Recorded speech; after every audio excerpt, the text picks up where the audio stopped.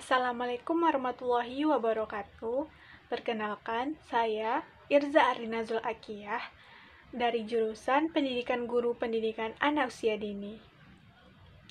Dengan NIM 22022083. Di sini saya akan menjelaskan tentang bisnis model kanvas. Sebelumnya, apa sih itu bisnis model kanvas? Bisnis model kanvas merupakan sebuah strategi manajemen yang disusun untuk menjabarkan ide dan juga konsep sebuah bisnis ke dalam bentuk visual. Secara sederhana, definisi bisnis model kanvas yaitu kerangka manajemen untuk mempermudah dalam melihat gambaran ide bisnis dan juga realisasinya secara cepat. Jika dibandingkan dengan bisnis plan yang berpuluh-puluh halaman, bisnis model kanvas ini jauh lebih ringkas karena disusun ke dalam satu halaman saja. 9 elemen bisnis model kanvas.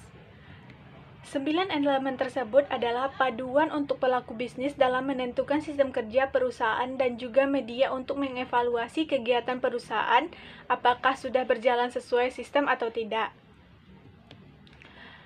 Informasi masing-masing elemen dalam model bisnis kanvas berikut ini yaitu customer segments atau segmentasi konsumen. Elemen pertama yang wajib ada dalam bisnis model kanvas yaitu segmentasi konsumen. Apapun jenis bisnis Anda miliki, tentu dulu segmentasi pelanggan dengan tepat dari awal. Anda juga harus menentukan siapa saja yang akan menjadi target bisnis. Segmen pelanggan yang mana yang berpotensi membeli produk atau jasa Anda.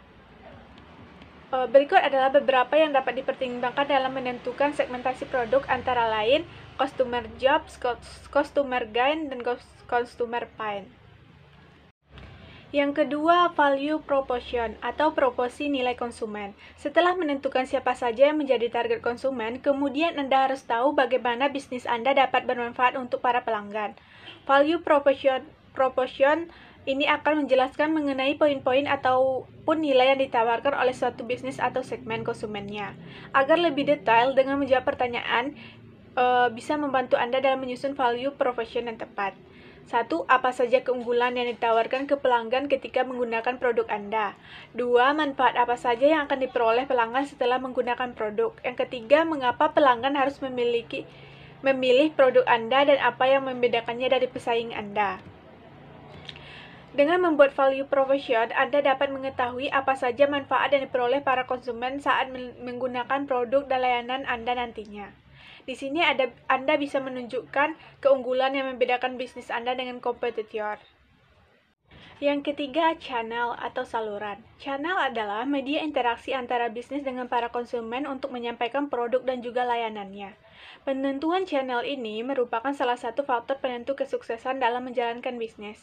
Pikirkan dengan baik channel apa saja yang akan digunakan untuk menjangkau konsumen, misalnya saja dengan menggunakan media sosial, website, dan lain sebagainya.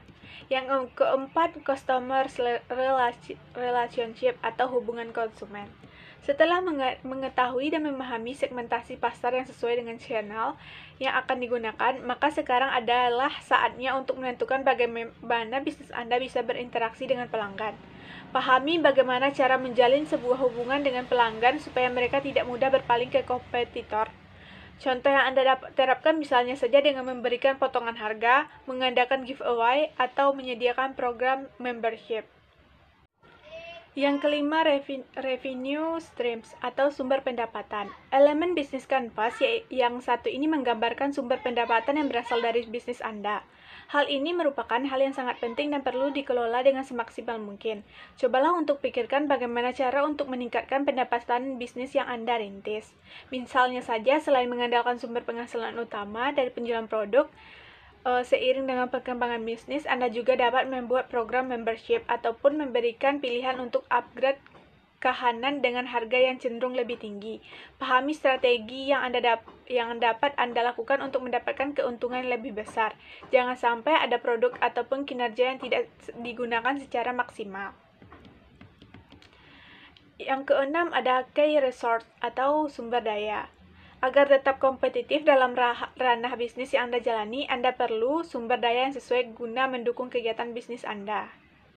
Yang ketujuh, key activities atau aktivitas yang dijalankan. Key activities merupakan sebuah elemen yang ada di dalam bisnis model kanvas yang menggambarkan mengenai semua aktivitas yang berkaitan dengan bisnis. Semua aktivitas tersebut harus menghasilkan value proposition perusahaan. Yang kedelapan ada key partnership atau kerjasama. Key partnership merupakan elemen yang ada di dalam bisnis model kanvas yang berisi mengenai daftar sumber daya di luar perusahaan yang Anda perlukan untuk mencapai key activities dan juga untuk menyampaikan value ke pelanggan. Partner utama IG ini bisa berupa third party, seperti hanya supplier, mitra bisnis, ataupun perusahaan lain yang mendukung kegiatan bisnis Anda. Dan yang terakhir ada cost struktur atau struktur biaya. Cost struktur adalah elemen terakhir yang ada di dalam bisnis model kanvas. Di dalam elemen ini mencakup pemerataan biaya untuk mengoperasikan bisnis sesuai dengan value proposition.